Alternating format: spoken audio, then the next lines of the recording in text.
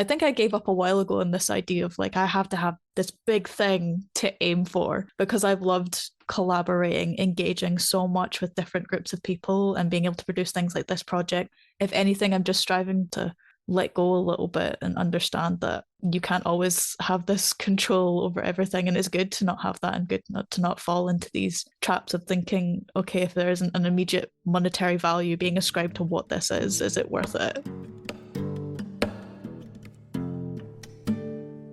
Hello and welcome. As always, I'm Abbie. This is Stories Lived, Stories Told. And today I invite you to join me and Sidney McLeod as we take a communication perspective on creativity under capitalism and comic books. To take a communication perspective is to consider what we're making and how we're making it through our communication practices. This means we look closely at patterns, context, stories, and relationships, and that we use curiosity, mindfulness, collaboration, and dialogue to create better social worlds. Whether the topic of today's conversation is familiar to you or not, the hope is that using a communication perspective will reveal new ways of seeing and being. At the top of the episode, you heard our conversation partner today, Sidney McLeod. They are a comic book illustrator located in Scotland. If you have been listening to our other recent episodes, then you may have heard Sid's name mentioned already because they are the illustrator for the CosmoTeenz Comic Book on mental health. This past month, I was able to speak with each of the 5 fellows involved in the CosmoTeenz project, which is an initiative of the CMM Institute for Personal and Social Evolution. And now we get to kick this month off with Sid. This conversation with Sid serves 2 purposes here in that we get to wrap up our conversation about the upcoming CosmoTeenz comic book, and also it acts as the first installment in our new topic for this month, which is about taking a communication perspective on art. Throughout this next month, we will be in conversation with other artists, writers, and creatives to ask, what are we making in our art, and why does it matter? So let's begin with Sid.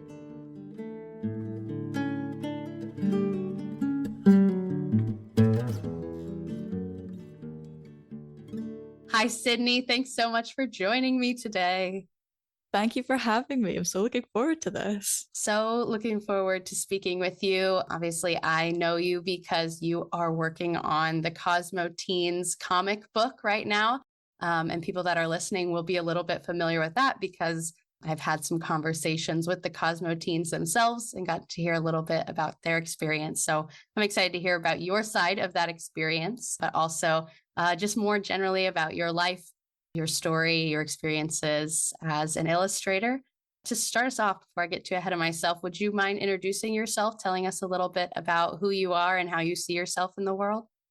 Yeah, absolutely. So I'm Sidney and I'm a non-binary illustrator and comic artist. I'm based in Scotland and I've been working in this industry for about, give or take, 5 years. I started quite low-key grassroots, like doing sort of zines and some small projects, and then I gradually moved into doing some bigger things, some Arts Council-funded projects, some big kind of crowdfunding things, and my own personal stuff. And I've been so lucky to work with a variety of really wonderful individuals, the likes of the CosmoTeenz in particular. Yeah. And I kind of see myself as someone always looking to push myself, to grow, and to learn from. This is quite a new medium as comics is what I'm working in predominantly. And so I'm always excited to keep kind of pushing the boundaries of what they can do and learning from them and helping others learn from them as well. So that's really about where I'm at in this kind of journey that I'm on. Yeah. Well, tell me more about your relationship to art. You say, that, comic book is maybe a new kind of medium, doing online illustrations. What's your journey with art been? Have you always been an artist? I've always loved doing art from a very, very young age. I was obsessed with it. Anyone could tell you that I was really engaged. I wanted to do that. There's a lot of talk, obviously, in how valuable art is and how likely you can pursue it as like a career path. So when it came towards me doing or picking a career university kind of level, tertiary education, I was leaning more in towards literature, kind of things that could maybe funnel into journalism, that sort of thing. And for my whole undergraduate degree, I did kind of pursue that and think that's what I was going to end up doing. and I gave up art for a long time. And then towards the end of that kind of that little stint doing something else, I was like, no, actually, I'd really like to return to doing art and focusing on that.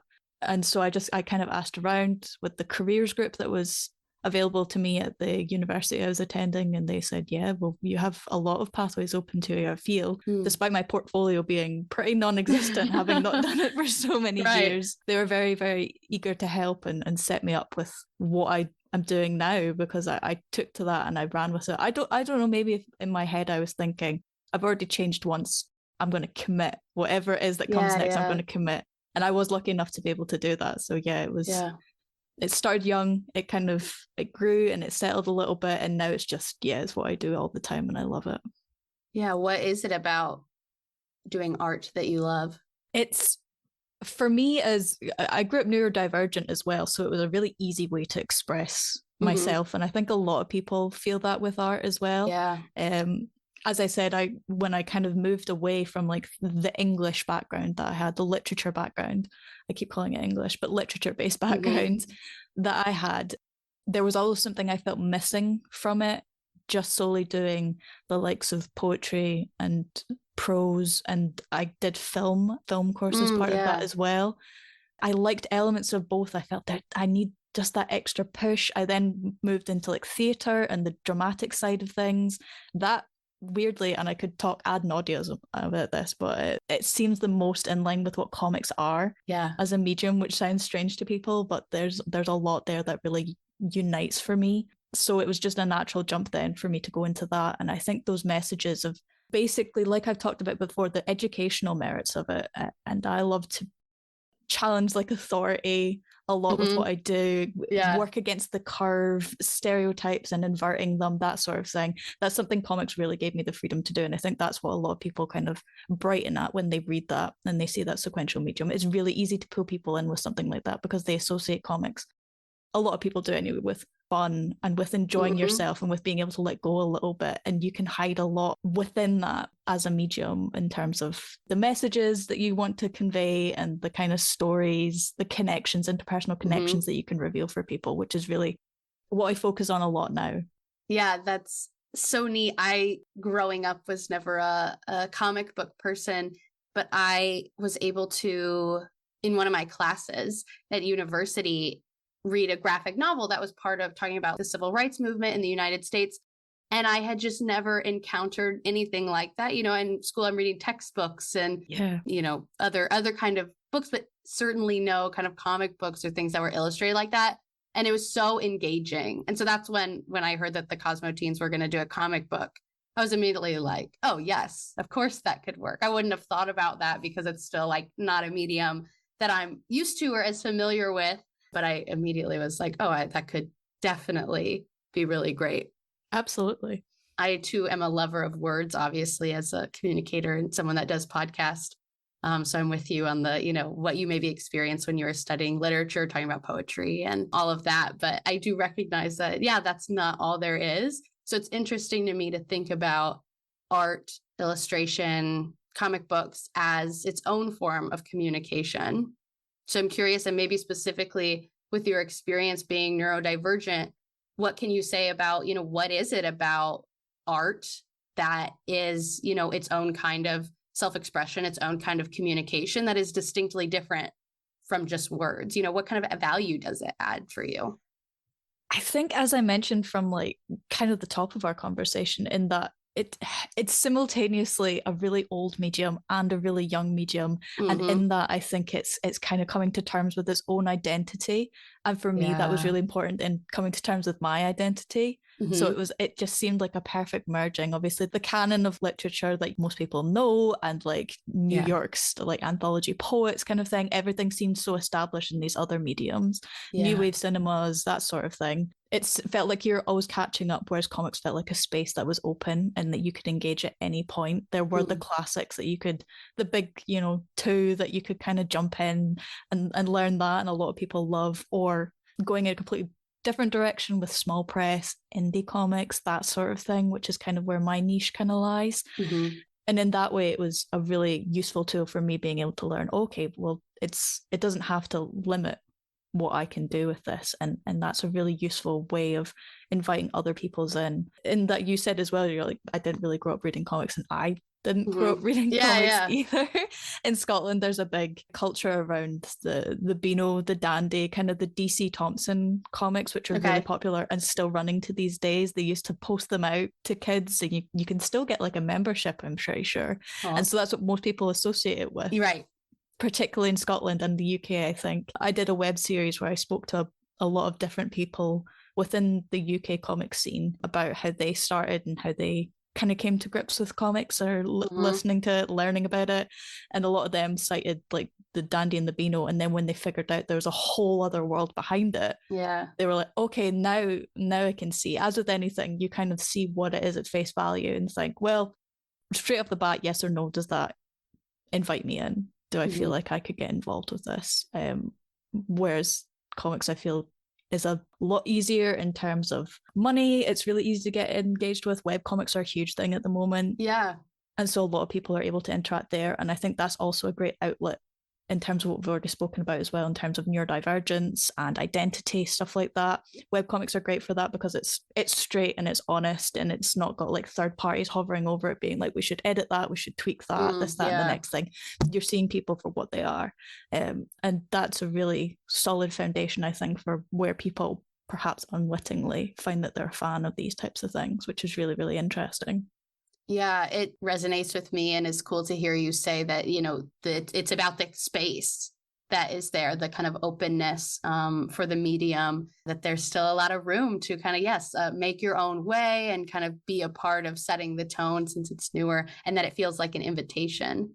And that's really cool, because I think that's something that I, think about a lot when I'm thinking about kind of communication and the relationships and the spaces we create with each other. How can we kind of like invite people in and invite people to tell their stories and be, their authentic, vulnerable selves, be in spaces that they feel safe to do all of those things. So I'm hearing that parallel in that, you have found that space. 100%. Yes, absolutely. I think as well, there's a particular perception, I think, of comic fans when you hear about it and you think of the likes of maybe San Diego Comic-Con, which is this big event, encapsulates a lot of different things, a lot of different medias even as well, video games and film and that sort of thing. It was really interesting to me when I spoke to people about what they view as like being their communities within like comic spaces. They are able to identify loads of different ones, and I have peer groups kind of peppered around the world who also have their different interpretations of that. Like there's like a small Scottish scene, there's like a London scene, which is entirely just for one city, but then there's like niche other ones about the UK. There's people across the water, obviously in America, have like their own little indie kind of bookshops and such, where they're thinking that's kind of like where our scene is based. And within those, there are obviously loads of different ways that these people kind of view comics and are able to enjoy them, which I've only ever found to be positive. Yes, right.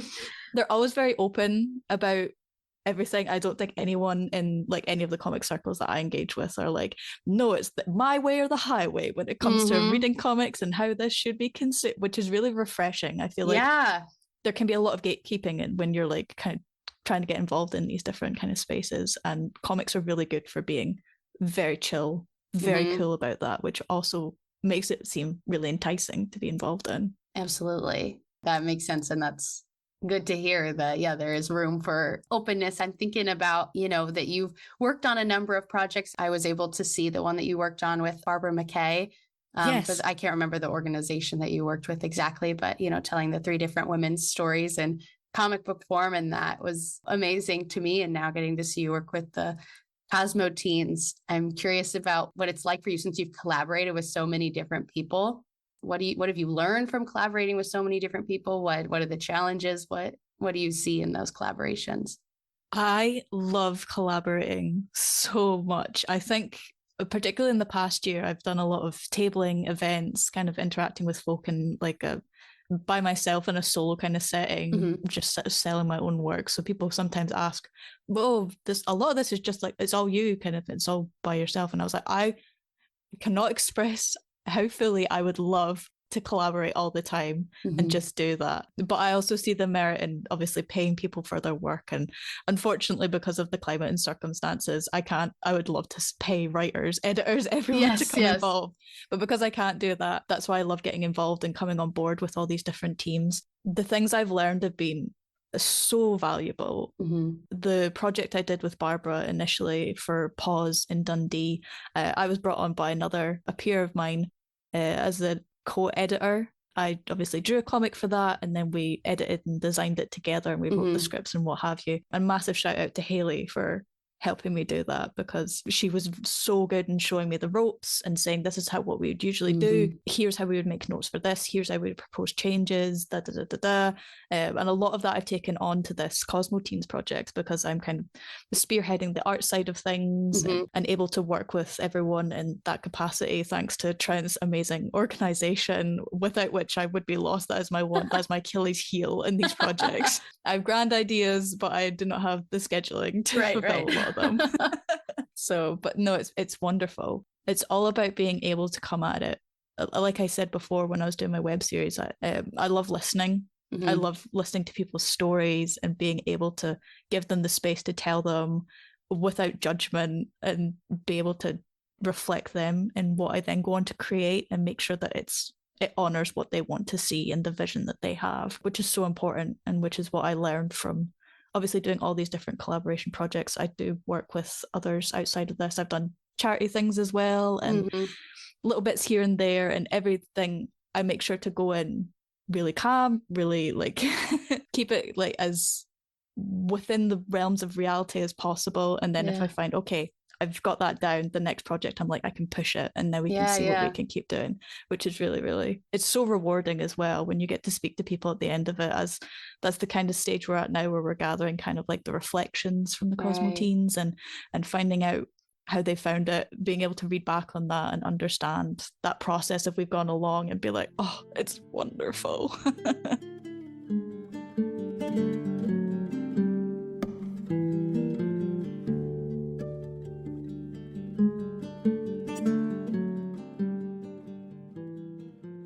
Talk a little bit more about CosmoTeenz specifically, just for people that are still learning about what CosmoTeenz is. If I, said to you, so what is CosmoTeenz? How would you describe the project? I would say it's been one filled with so much valuable insight.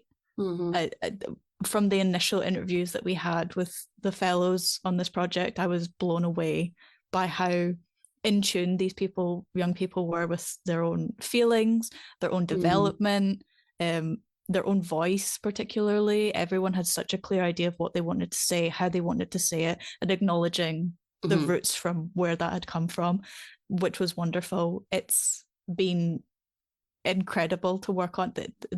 I do a lot of like long-term projects, but this has been one that I've looked forward to every single time I sit down to work on it, because it's allowed these young people to look back on themselves and journeys where they've been struggling, or they've acknowledged the struggles of others, and they've been able to rise from that in a literal sense for a lot of them, and also be able to share it in a way that they're like, this will be helpful for others, which is great as an educational tool, because it allows people to see that they're not existing within a vacuum within their own selves, which is so important, and which comics is amazing at doing, because as you said, so I feel like with books you need to dedicate a lot of time to, and to digest exactly what's coming through. With comics, a lot of the time you can gain that just from a surface glance, which is also a good way to pull readers in.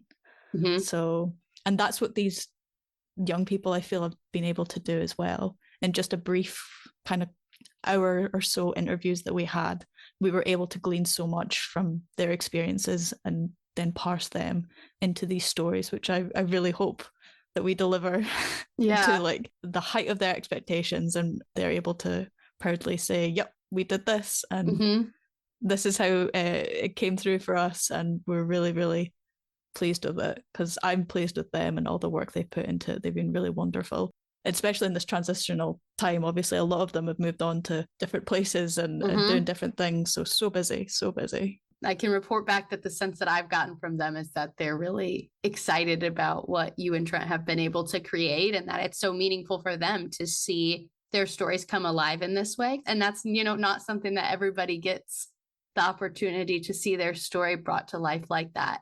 So it's cool that, it is, yes, meaningful for them. And then, like you said, hopefully also meaningful for other people in the way that it can kind of help people understand that, yeah, they're not alone in what they experience. And maybe they didn't experience exactly what each of the teens have gone through, but they see some similarities in their stories. And yeah, I'm just always thinking about the stories that we're telling. As I've said, that's just like a big frame for me. And so it is cool for the teens to be able to start to tell some new stories is kind of how I see it, that they maybe, the stories that we tell ourselves around like our mental well-being, and not always like the kindest.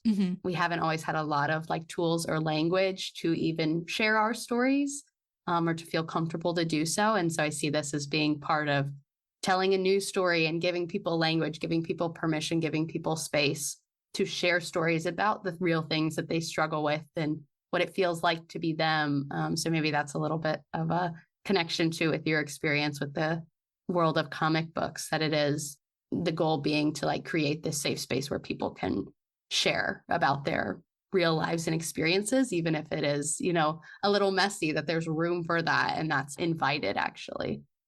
That's a wonderful way of putting it, of there being like tools and language that we're able to offer that they can then adapt as and when they need it. One of the fellows' story in particular looks a lot into that, about how they've kind of adapted tools within their life to make that kind of transition through difficult periods, which is kind of a thread throughout all the stories, I think, which was really another really wonderful thing, because I'm not sure how much conferring there was backstage within their own kind of circle, but certainly when we spoke to them, there were common elements within each story, whether they knew it or not. And I thought that's really wonderful, and it shows kind of like the respect and connection that they've all kind of grown to have for one another, which is also really wonderful when you know that this group obviously supports each other and they want to see this all succeed and come out really great on the other end. It's really nice. That's really cool. I'm glad that you've been able to have that experience with it, and I know that you've brought a lot of value to that project as well, that everyone is very grateful for, that you have the skills that they don't have to do the illustrating. I'm thinking about just how much creativity you have to be able to do what you do. Or if I think about the CosmoTeenz too, everyone, you have to have some amount of creativity to, be in relationship, to communicate with people, to tell stories, to do art. And that's something that I think people relate to differently. So I'm curious about your relationship to creativity. Are you someone that thinks like, oh, I'm a creative person? Or do you feel like creativity is maybe like a skill that you've developed through your art? It's a really interesting question, actually. I definitely would have said in my younger years, at the drop of a hat, I would have been like, I'm creative. I'm a creative person. That's how I see myself. I don't know if it was maybe that break I took in my university years. And I don't know if I've ever in recent years referred to myself as a creative person. The relationship that I have now, being a freelance comic artist and illustrator, is very strange. I like to joke with people that since I started doing art for a living, I've never done less art in my life. If it makes sense. As a freelancer, you have to like wear so many hats. I learned this particularly doing my web series because I stretched myself quite thin with that, but I was in it for the end goal and I loved it so much. But really, I was like a social media promoter at that time. I was an interviewer. I was a video editor. I was the artist and designer of obviously the series as well. And that's kind of reflecting on what it's like to be a freelance creative as well, is that you have to wear these so many hats in order to compensate. Like I said before, collaboration is so good when you can do it in a setting where it's very informal and there doesn't have to be like this end goal of like we need to make profits and we need to meet these margins, that sort of thing. But sadly, as that's how the world works, if you can't afford to pay someone to be like your email guy or someone who comes along that's it, you're like, okay, well, today is this and today is that. Fundamentally, I do think I am a creative person. More so, I would describe myself as a student, particularly of the medium of the arts in general. Yeah. I've learned so much from my peers, my co-workers, from doing projects like this. And I've taught students as well, but I would still see myself on their terms. I would still see myself at their level, because even through teaching, I'm like, this is a first for me. This is, I'm learning how to do that as well. So it's really rewarding for me to see it as that. And then I feel like there's less pressure to be like, well, I'm a creative, so I should be able to do blah, blah, blah. Yeah, right. That, which is always like a lot of pressure to put on yourself. So that way I think it's easier to breathe, and that's how I kind of see my social world a little bit as well, is that when you're less of, oh, you're X, Y, and Z, or you're this label kind of thing, everyone relaxes so much more, which is always really nice. Yeah, I see that as well. And that's why for me, I think it probably is helpful to get away from some of that language to say, oh, well, I'm a creative person, or, oh, I'm just not a creative person. Because I think I don't think that's actually how it works. You know, it's not something you are or are not, something you can cultivate. And I would imagine that the reason maybe people see themselves as creative or not is whether or not they've been given the space to cultivate that. So talking about, the stories that we have, thinking about pursuing something like you're doing, like being a freelance illustrator, pursuing any kind of career or path in the arts, in this kind of society that I experience in the United States, that's very much about like productivity and capitalism. It's counterintuitive, or it feels countercultural, I guess is how I would say it. It's a little bit of like a rebellion, like you said. And so it's interesting to me, people's relationship to creativity, what changes when they start to see themselves as someone that has the potential to be creative, or just getting rid of that like binary, I guess, if you're either creative or you're not, or your job is creative or it's not, or the way that you are is creative or not. Because again, like obviously your life involves a lot of creativity, but even the people who are sitting in their 9-to-5 desk jobs, like they have to have some element of creativity or imagination, I would say. You know, every idea, you have to have a base of imagination to come up with any kind of new ideas. And so I'm curious about people being able to connect with that side of themselves more, which again is hard when the society is maybe not necessarily telling stories or giving out messages that say, we value this. 100%. Yeah, I could not agree more with that. And like you're saying, in terms of like people who think like, oh, I'm just sitting at a 9-to-5 office job, how could that be perceived as creative? I think my sister is one of the most creative people I know. She works as like a personal trainer, kind of like a fitness instructor, but she's always bringing new ideas to how she does that, in terms of perhaps games to do as like a workshop, or introducing a new way of scheduling workouts, that sort of thing. And that's like a way of being creative without you even, it's subconscious, which is, I think, is so important. And like you're saying, obviously society, I think it's particularly prevalent in kind of like UK culture as well, that there's a lot of like funding being cut from the arts at the moment. Yeah, right.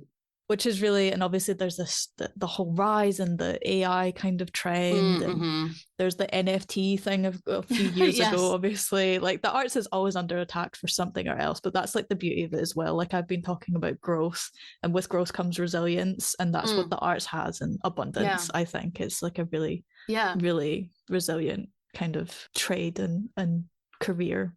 That's really cool. Could you say more about what you mean by that? I have some friends who run a collective called CHIP. It stands for Comics Help Inform People. And they've done a couple of really good involved anthologies kind of on the subject. Their most recent one being about working in the arts, in which they spoke with a bunch of different people. And it was all about debunking this framework of art not being a viable career pathway for people, and like breaking that stereotype of like the starving artist trope. Right.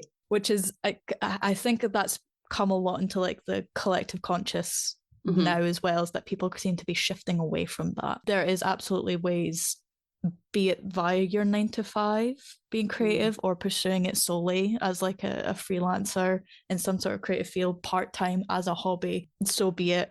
COVID gave us a great opportunity, I think, for a lot of people to like get in touch with that side of themselves, and to embrace it and realize how easy it was to incorporate it into their lives.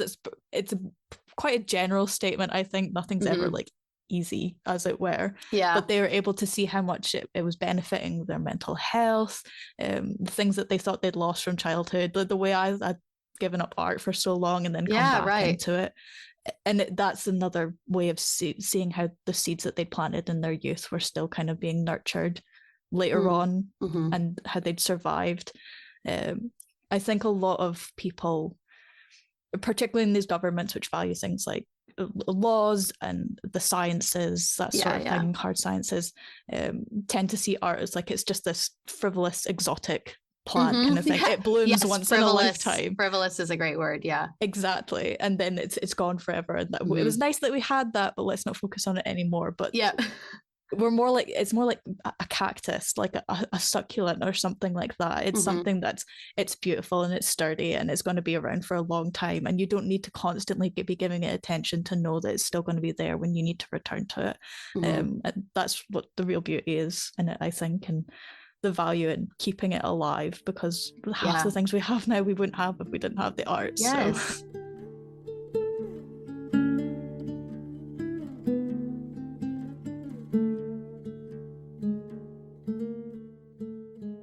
it's almost more about perception.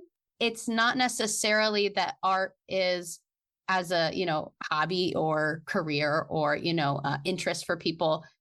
It's not that it's more or less viable than it's ever been, but what is people's perception of it? What's the story they're telling around it? And so if the story you're telling is that, no, this like passion and interest and energy we're putting into our art is worthwhile and it's creating something and it is contributing to something larger in our society that really matters, then of course that changes the way you approach art or creativity or imagination. I think about, yes, that story of the starving artist, like you said, and then funny idea that if you're taking up like a craft as a hobby, that then you gotta create an Etsy store and make it profitable. And it's like, okay, yes, like you said, like there's a lot of great opportunity for people to like make money, which they have to do to live, through their creative hobbies, but it doesn't have to be that. That is kind of a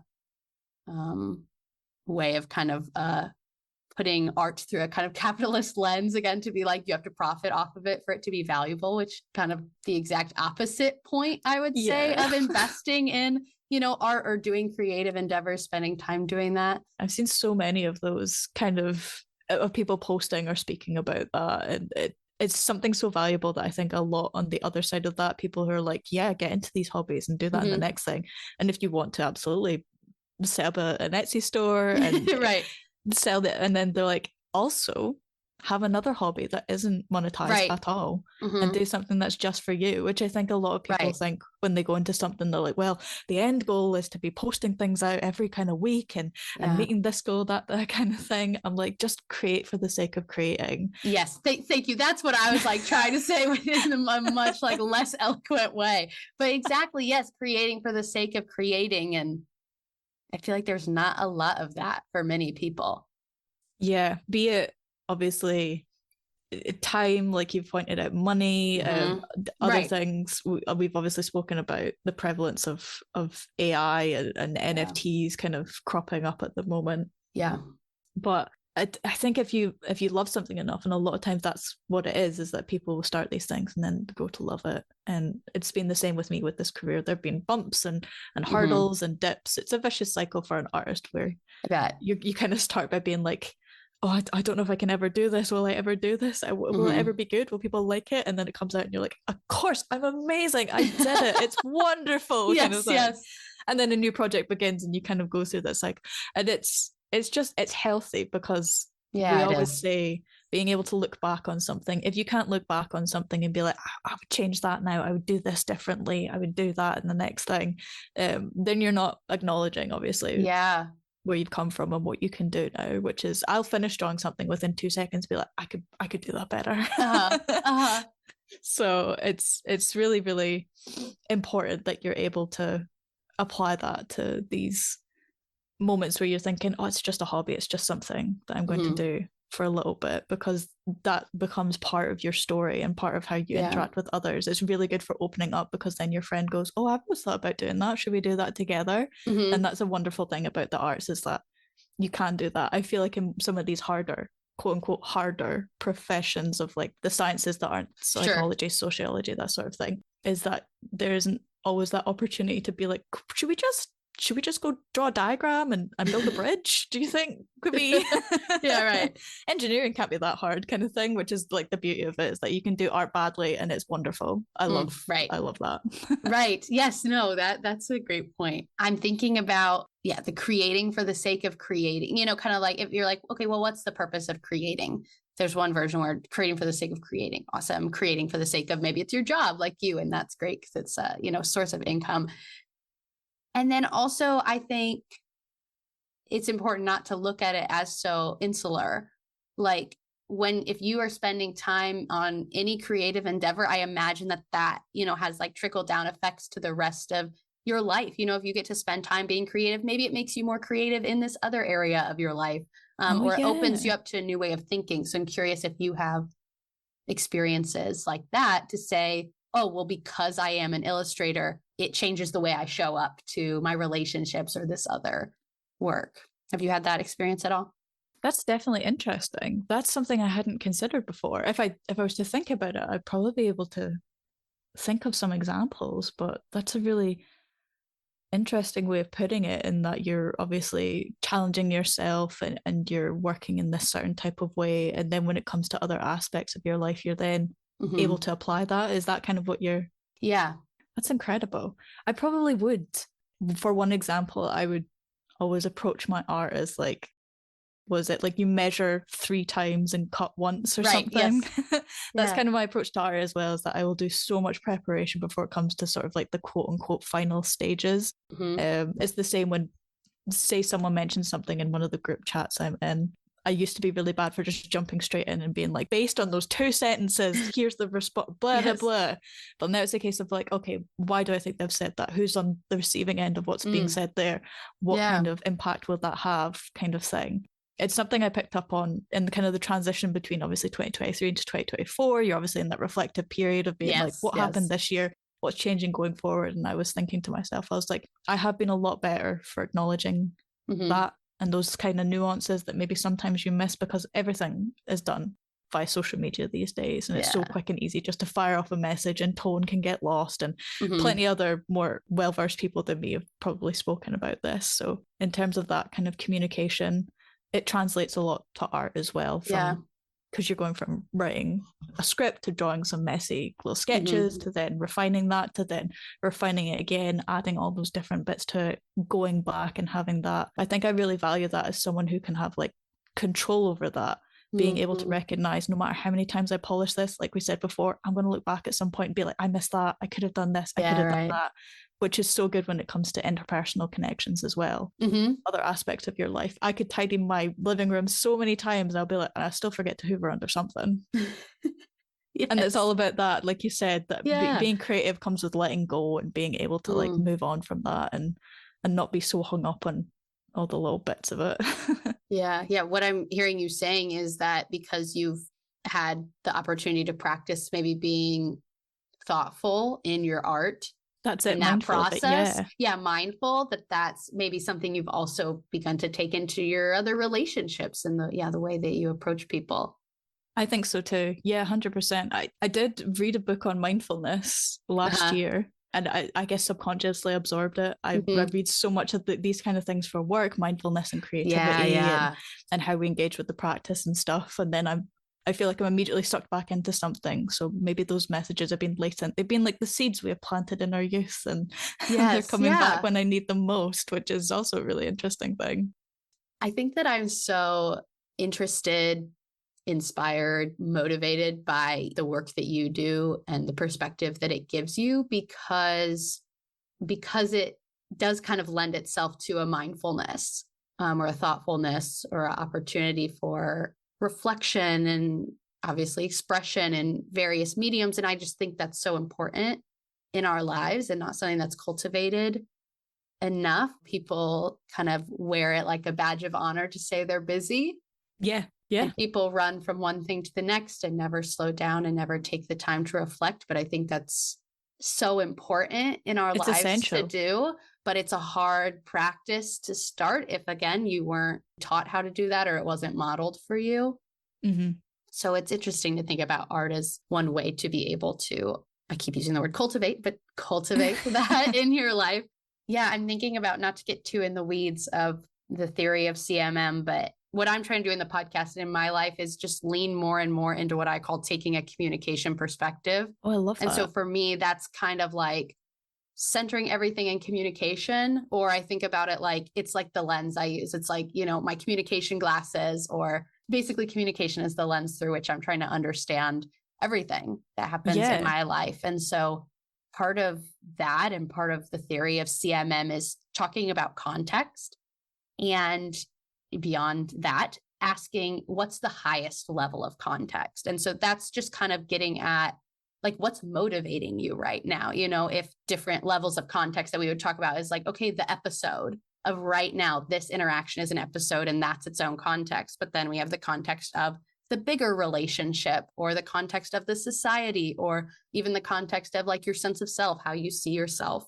It all plays a role, but if you can pause and take that time to reflect, it could give you a lot of insight if you can understand, what's my highest level context right now? And I was just thinking about that language in terms of what you do, because for someone whose highest level context is maybe about productivity, about being that busy person, about making a lot of money or feeling secure financially or in work ways, then maybe that person wouldn't choose to become an illustrator. So I guess this is one like really roundabout way of asking, if you're using that language that I'm using, like, what's your highest level context that drives you to follow this passion of creating art and being an illustrator? I think that was, first of all, such a wonderful thread that you've like managed to carry there. I was like so engaged with it, and I could see that reflected, first of all, and most importantly, in the context of the fellows in the comic that we're creating for the CosmoTeenz, and that you're talking about obviously this kind of parallel, this dichotomy of like the breathing room and the being able to understand that context from where they came from. The comics that we're creating obviously offer just that tiny snippet of this little moment, or these little abstract interpretations of what their journeys are, versus obviously all the work that has gone in from everyone on the team to go into it.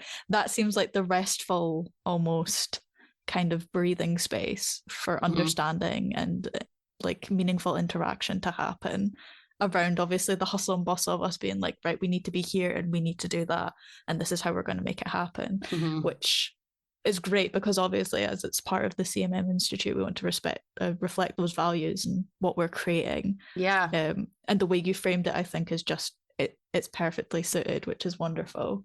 In terms of being a freelancer myself and having, as you said, that outward context, it is really interesting. I don't know if it's because, I don't know, of this internalized kind of culture of the grind mindset versus the production kind of output, in that I work a lot within moments, as you said, within those episodes. And I'm thinking, right, well, this is the current thing that needs to be done. So go for it, have it out, blah, blah, blah. Then you can have the 2 days, and then the next thing, blah, blah, blah, have it out. Paired with being a freelancer is that you're always working like 3 steps ahead. In terms of, you're like, okay, well, when this job finishes, then I have to plan to have that job finished, so I can then work on that one in like 4 months' time, so that there's never a down period, and so on and so forth.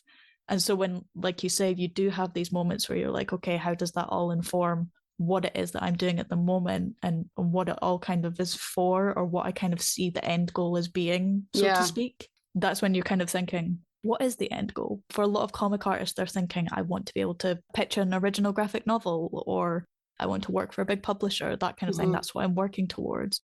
And sometimes you can get lost in the doing, the kind of the smaller jobs that you need in order to make the funds, that kind of thing, work towards it.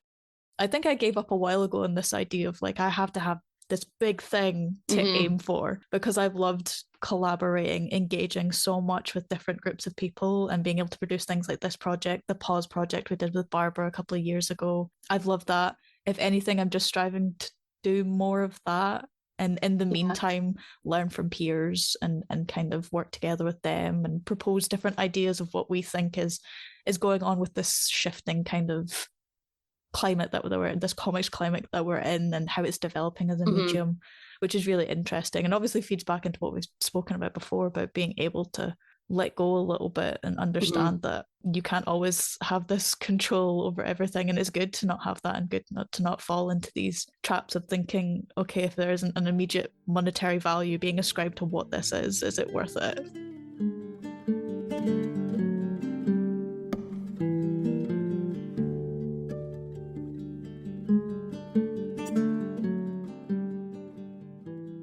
I relate to so much of that with my experience of creating this podcast, in that I would say I could probably call myself like recovering perfectionist. And this podcast has actually been so important for that, because I just have to put something out every week. And that's kind of like a, standard or a schedule that I set for myself. But then I literally could not make everything, quote unquote perfect. I couldn't put that many hours to editing the audio or preparing for the interview, or, trying to make it perfect in this way. So I've experienced a letting go, kind of like you're talking about. And yeah, instead of being guided by the idea that, okay, I need to put out something absolutely perfect that will reach everybody and say exactly what everybody needs to hear, just kind of shifting from that mindset to like, I'm just going to try to create something that feels real and meaningful to me, and just kind of trust that it will also be meaningful to other people. And that has been a huge shift in my mindset throughout my 2 years of doing this podcast now. That's wonderful. It's a lot similar to what, like, as comic artists, we say. I'm notoriously bad for it. I do it all the time, but we're like painstakingly working on like maybe the spine cover of a book on a bookshelf in the room in the background of, and you have this moment you think to yourself, no one else will scrutinize this single element the way that I do. And that is so freeing when you can. I have it sometimes where I'm like this close to like a screen or a bit of paper, and I just sit back and I go, it's fine. You can just step back. And that's what, like you said, that we've been able to do, because I'm also a recovering perfectionist. It's hard for us. But it's also very freeing to be able to do things like this. Yeah. And I imagine, like you're kind of saying, you see it in art and in life in other ways, that there's value in both, in paying a lot of attention to detail. Oh, absolutely. And getting really up close. And then also the zooming out, there's great perspective in both of those. Absolutely. And again, to bring it back to the CosmoTeenz, the Fellows project as well, that's what they, either unknowingly or not, through conversations with each other, they were able to do in their stories, is they both focus on the microcosm, their moments and their experiences, and then realizing those weren't kind of like insular, as you've said, and the macrocosm of how those feed obviously into the wider context of them as young people, them in the world, that sort of thing, which was really, really valuable for creating this series and realizing that it could be universal and applied to people without them even realizing at the time. Yeah, right. Yes, that it can be both at the same time, and have meaning in all of those different layers.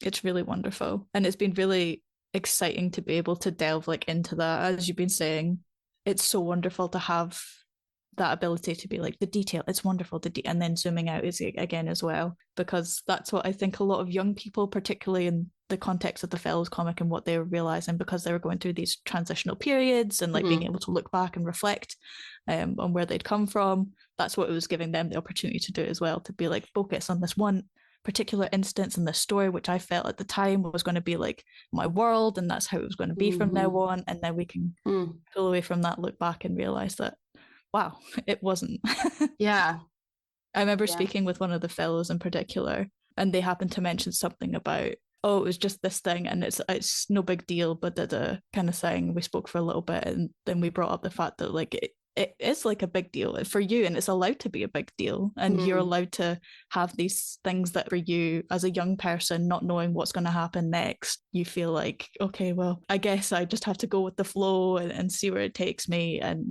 just to have someone else say to you like, no, you are in control and you can have control of this instance, even if it feels like you don't. So that's always valuable, I think. Definitely. That's really cool that you got to see that from them, and also be that voice to reassure, because I think that's the value in like sharing the stories. And when it all goes right, when the space is right and the people are showing up in the best ways that they can, then you know, when you tell your Absolutely. story, you are met with those kind of people that are like, I hear you. This is allowed to be a big deal. Like, you know, I Yeah. believe you when you tell me what your story means to you. I think that's something we could maybe all use a little more of like, yeah, I don't know, believing each other when we tell each other what things mean to us. And that's why I think something like art, which is so subjective, is like maybe a great practice in that. Like you said, you can do quote unquote bad art, but still be an artist, you know? Yes. There's a lot of room for, like you talked about, like this individuality and finding your own kind of style. I am curious about how you have developed your own style as an artist over the years. What's that process been like?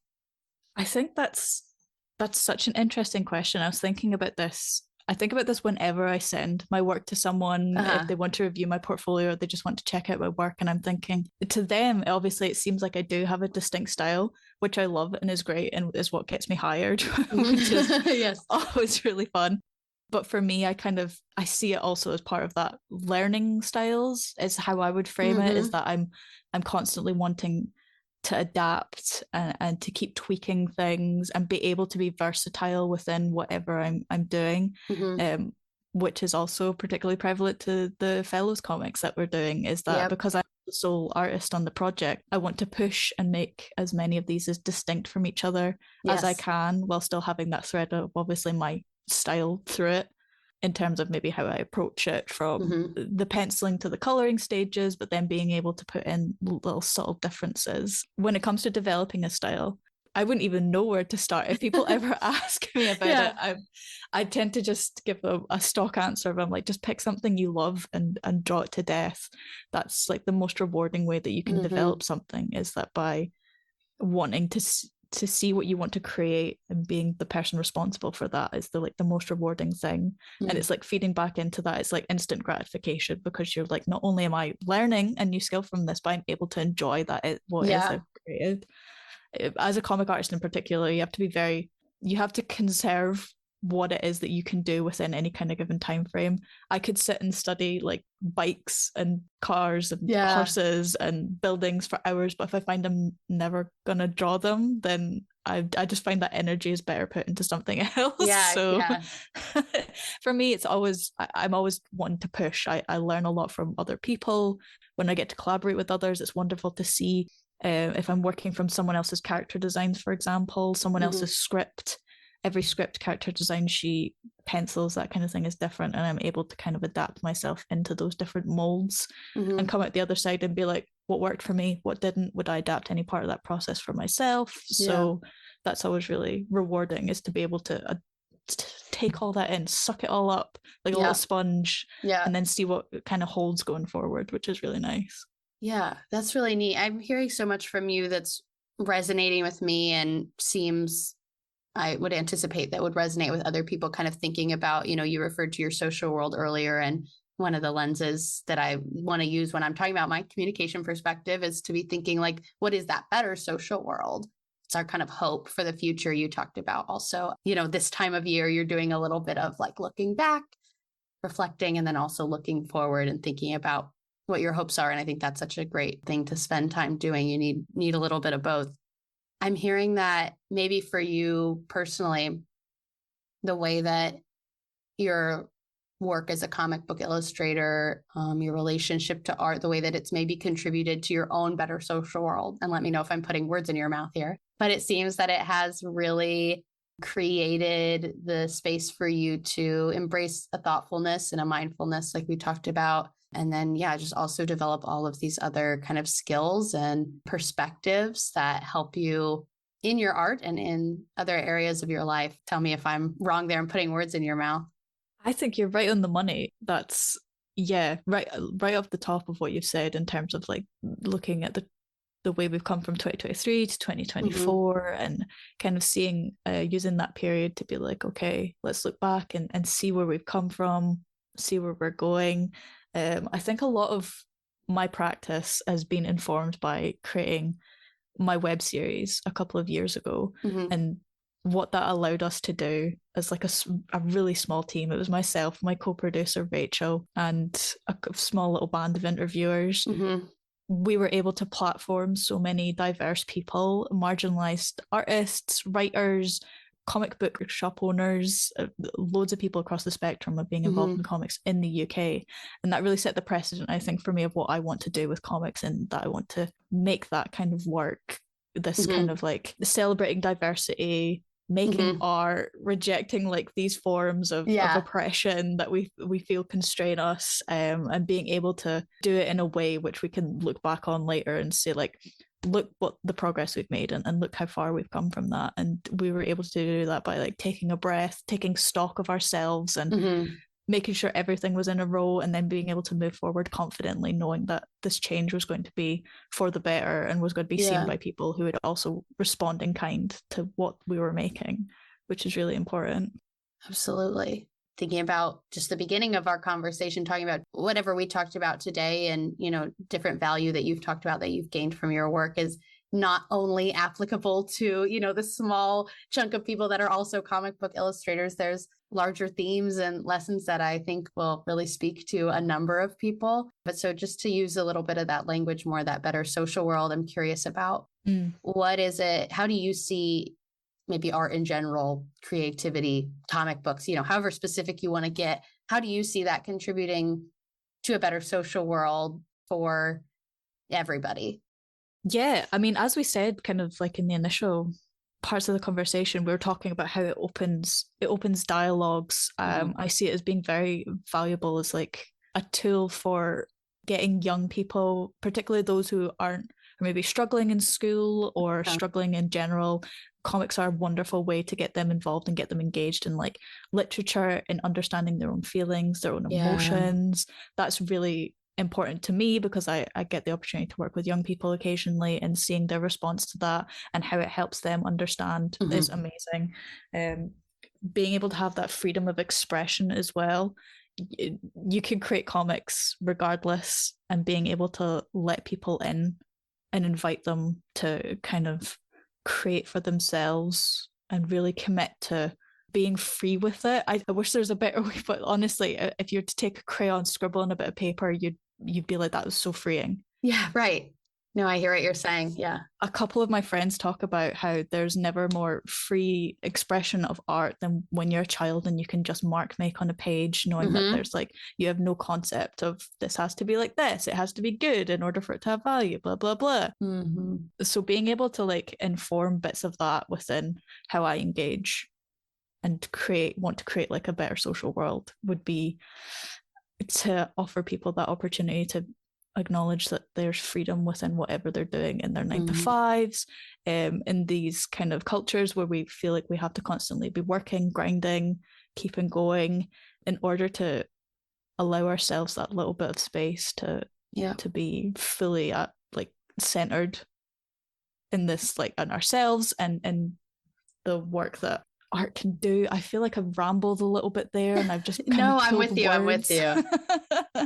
I hope that answers your question, or at least definitely. No, it definitely does, and it makes sense to me. And I can connect the dots, basically, you know, of what you're saying of how more art and more creativity can lead to all of those things for people in our lives.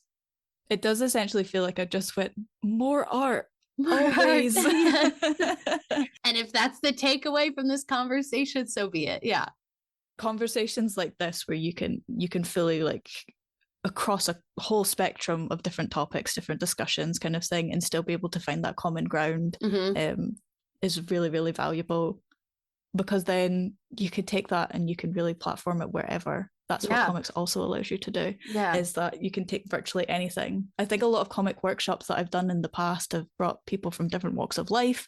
There's no single age group, kind of gender group, anything like that you can kind of be like, these are the people who are definitely making comics right at this moment. And that's important for branching out into like the social world, I suppose, is that there tends to be a lot of onus on one certain particular group of people, when in fact there's much more out there, which is also about platforming and celebrating diversity in the current landscape.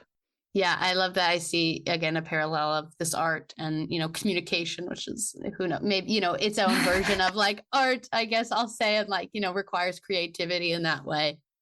And it seems like a really key part of, I would say, like both of our works, is that it's less about finding the right way to do something or the one way you should be doing something, and more about opening up space for embracing what comes of collaboration with a number of different people, which is going to look like different styles and stories and ways of being, and kind of learning to make space for those to coexist because they can. And again, it feels very rebellious and countercultural to even, think like that, because there's such a sense that what's the right way to do things, and let's all be the most productive or whatever. But yeah, I like that idea. Yeah. Well, Sid, before we wrap up, is there anything else that you want to share about any of your experiences or reflections or hopes?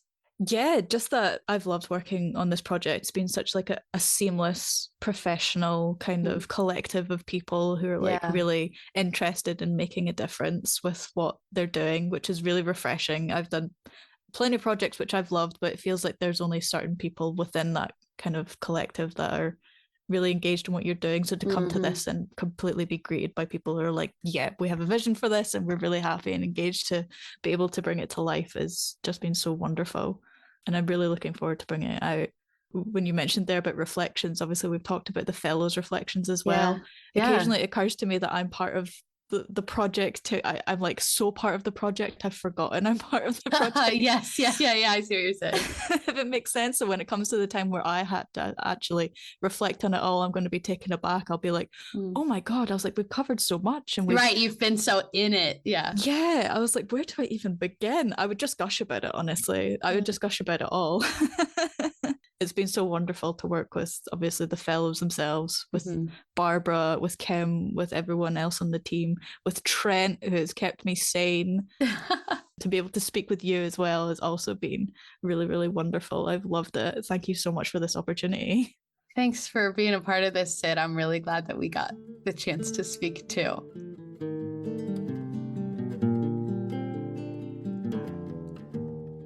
Okay, that is all for our conversation with Sid.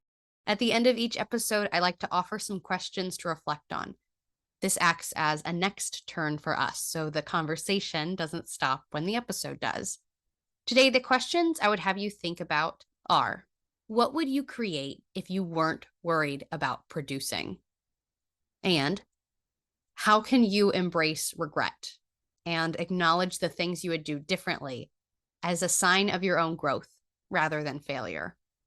Obviously, these questions are inspired by our conversation with Sid today, thinking about creating for the sake of creating.